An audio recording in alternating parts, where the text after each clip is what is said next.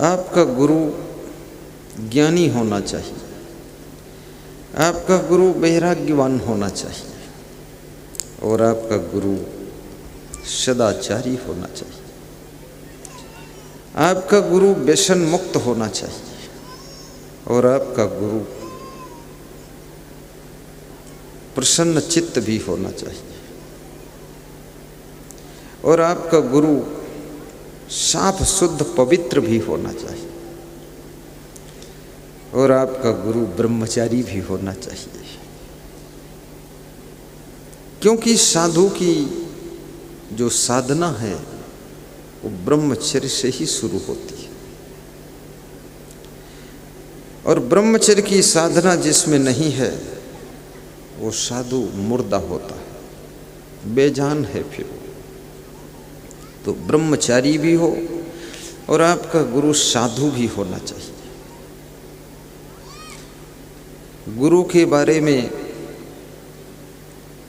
पार्वती जी ने शिव जी से पूछा है कि गुरु कैसा होना चाहिए।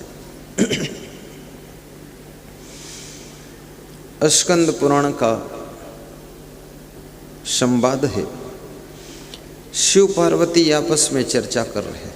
शिव जी बहुत बुद्धिमान है, शिव जी बहुत बड़े वक्ता भी हैं और शिव जी बड़े संतोषी भी हैं।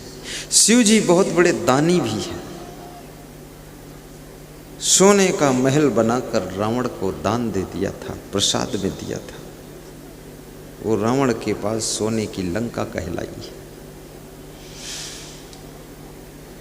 ये जुआ शराब खेलने वाला, दारू पीने वाला रावण सोने की लंका क्या बनाएगा? ये तो मिट्टी की भी लंका नहीं बना सकता है, क्योंकि इसकी आदतें बहुत बिगड़ी हुई है। लेकिन शिव जी ने जो बनाया था उसको इसने मांग लिया था। शिव जी ने सोने की मंजिल को दे दिया था। तब से शिव जी का नाम भोला बाबा हो गया, क्योंकि इतने भोला कि सोने का महल दे दिया। तुम्हारे घर में भी कोई ऐसी औरत हो जो पावे उठाए के दान दक्षिणा दे दे तो लोग कहा दिया बहुत भोली भाली है, वैदी का कुछ मालूम नहीं, कुछ हिसाब तो लगाना चाहिए। अरे दान देखे तो कूड़ा कबाड़ देते हो, अच्छी चीज क्यों देते हो? कितने लोग दान देने में कूड़ा कबाड़ देते हैं। बाप मर गया, बेटे ने गौदान किया, कोई पंडित जी आए, उनको बछिया दान दिया। और बछिया क्यों दिया? क्योंकि हमारी भारतीय संस्कृति में कहा जाता है कि इस बछिया की पूंछ पकड़ करके तुम्हारे पिताजी की आत्मा जो है वो बैतरणी से तर जाएगी। लेकिन जिसको तरना था उसने अपनी जिंदगी में तो बछिया बछिया की पूंछ तक दान नहीं किया, बड़ा कंजूस था। अब वो मर गया तो उसका बेटा सोचता ये मर गया तो ये तर भी जाए तो ठीक है, तो बेटा बछिया दान करता है। तो बेटा भी कम चालाक नहीं है, लोभी का बेटा लोभी ही होगा। तो कोई कमजोर बछिया, अधमरी बछिया जिसकी गर्दन डगमग डगमग हो रही है, आँखों से दिखता नहीं, बछिया चलती तो टांगम टांग लड़ती है, सब बाल उखड़ गए हैं, खुद बुधा शरीर हो गया है, ऐसी बछिया लाकर पंडित जी को दान दे दिया। पंडित जी बछिया देखते हैं, मन दुखी हो जाता है। केवल नाम का दान है, काम का दान नहीं है। ये बछिया, इसकी सेवा ही करना पड़ेगा, बाकी इसमें कुछ होने वाला नहीं, इतनी कमजोर है बछिया। पंडित जी का मन तो दुखी हो जाता, लेकिन करे तो क्या करें, कहें तो क्या कहें, कहें तो किससे कहें, सुनने वाला कौन है। इसलिए बहुत से लोगों ने पंडिताई भी छोड़ दिया, क्योंकि इसमें झंझट में बहुत लफड़ा है।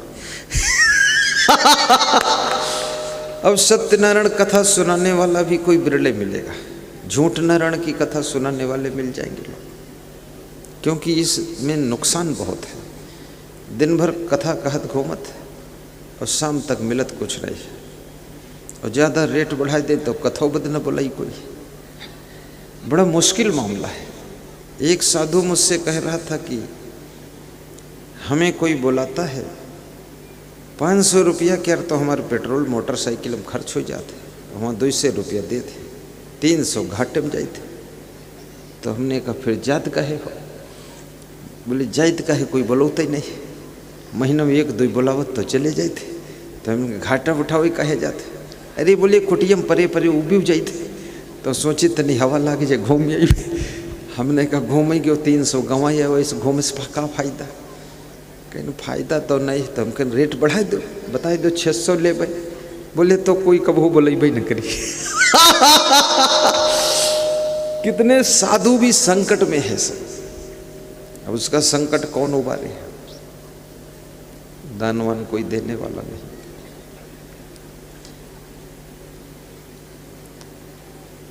और समाज के लोग चर्चा करते हैं साधु के यहाँ रुपए का जरूरत है, महात्मा ही हुई गई, इनका अब कौन काम? तो महात्मा जी पूरा निपट गए। तो इसलिए महात्मा भी लोग बहुत डर डर के बनते हैं कि कहीं ऐसा नहीं हो जाए कि महात्मा बनने जाए वहाँ भिखारी बन जाए। मैं महात्मा बनने चला तो मेरे पिताजी ने कहा तुम भिखमंगा बनी हो, इससे अच्छा घर में रहो, सर्विस करो, ठीक है, लेकिन भीख मांगोगे हमारी इज्जत चली जाए। तो हमने कहा भीख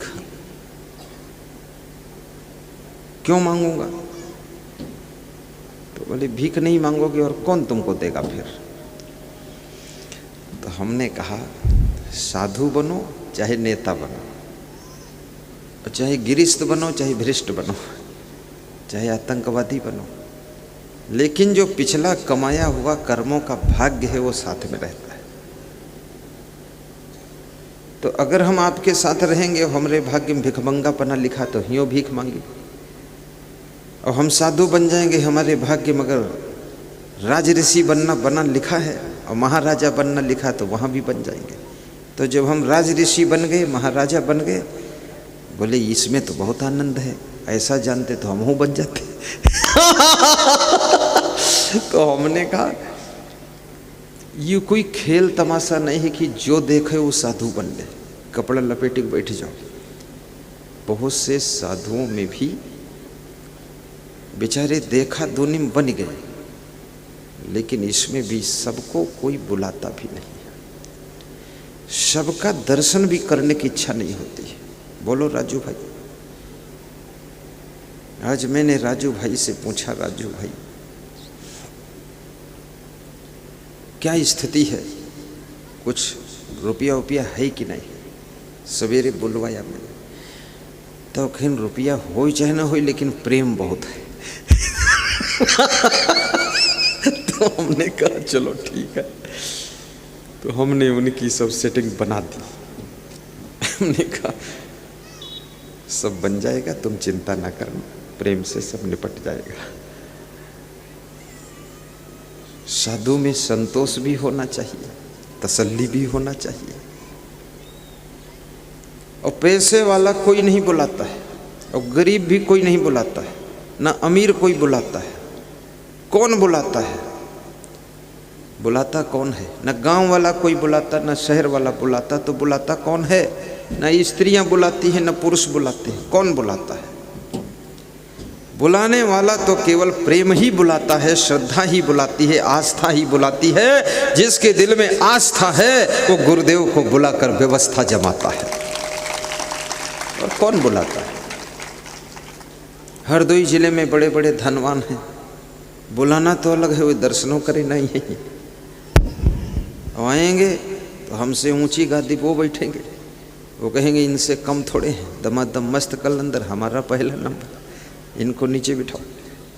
हमारे घमंड के सब परेशान हैं, क्योंकि धनवान है, कार से आए हैं। कार तो छोटी है, अहंकार बहुत बड़ा है। कार का हारन नहीं बाजत है, लेकिन घमंडम खुद है बाजत घूमत है। बड़ी समस्या है। इसलिए पंडिताई करने वाले भी लोग कम मिलते हैं। क्योंकि ये भी बहुत घाटे का सौदा चल रहा है। और साधु लाइन में जैसे ये महात्मा बैठे, अब इनको अगर ठीक ठाक दक्षिणा नहीं मिले, 3 दिन बैठे बैठे इनका बीत गया है, आशीर्वाद देते देते, और इनको बस का किराया लौटे भरे के न मिले तो ये जिस दिन ही लौटी हैं वो रास्ते में रोवत जी हैं कि बर्बाद हो गया। और ये हमारा नाम भी लेंगे, कहीं नाव बहुत सुने रहन की राष्ट्रीय संत है, और इतने ऊंचे असंग देव महाराज, इतना ऊंचा प्रवचन, लेकिन मिली कौड़ी नहीं, बर्बाद पूरा कह दी। अरे कम से कम भगत नहीं देश तो वही दे देती कुछ। अब इनके साथ हम भी जुड़े। वो महात्मा हंस रहा की बात यह है अंदर से। बहुत हालत खराब है इनकी, लेकिन यहाँ सब दक्षिणा इनको रोज मिल रही है। कल भी मिली, परसों भी मिली, आज फिर मिलेगी। आज 3 महात्मा मिल गए तो उनको डबल मिली, क्योंकि हम इनका ख्याल रखते हैं। और हमारा कोई आयोजक भक्त ऐसा नहीं है जो मैं आज्ञा दे दूं और इनको दक्षिणा न दे, देता है, सब देते, सम्मान कर देते। क्योंकि मुझे तो इस बात की खुशी है कि इतने संत आए, इन्होंने दर्शन दिया, कार्यक्रम की शोभा बढ़ाई, तो याद रखना इनको जब हम दक्षिणा देंगे तभी इनके ऋण से हम उर्ण हो जाएंगे। दक्षिणा देना चाहिए, दर्शन मिले। और ये हो सकता है ये संतों